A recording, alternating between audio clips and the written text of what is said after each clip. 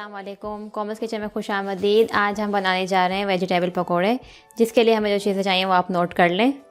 हमने यहाँ पे लिया है 2 कप बेसन, 1 कप गाजर, 1 कप शिमला मिर्च, 1 कप बंद गोभी, 1 कप हरी प्याज, 1 कप पालक, थोड़ा सा हमने हरा धनिया लिया है, 1 कप हमने प्याज लिए, 1 कप आलू लिए, 5-6 हमने हरी मिर्चें लिए, 2 टेबलस्पून धनिया साबित कुटा हुआ, 2 टेबलस्पून ज़ीरा कुटा हुआ, 2 टेबलस्पून कुटी हुई लाल मिर्च, 1 टेबलस्पून पिसी हुई लाल मिर्च, 1 टीस्पून नमक, हाफ टी स्पून मीठा सोडा। बेसन में हम ये सब चीज़ें शामिल करेंगे।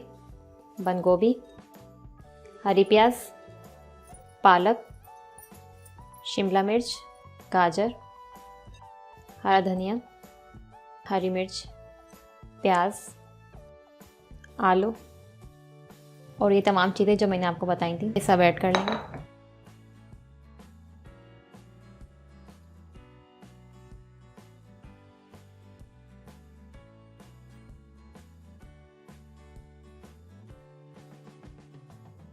पानी ऐड करेंगे।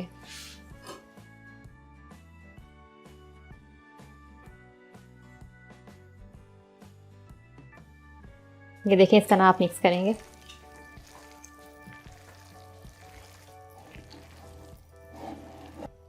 ये लीजिए, ये बैटर तैयार हो चुका है। अब हम इसे फ्राई करेंगे। बिस्मिल्लाहिर्रहमानिर्रहीम। तेल हमारा गर्म हो चुका है। अब हम इन्हें फ्राई करेंगे।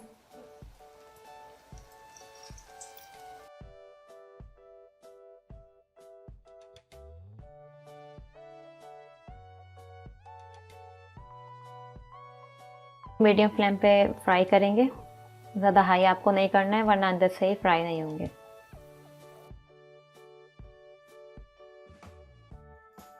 देखें, ये फ्राई हो चुके हैं। हम इसे डिश आउट करेंगे।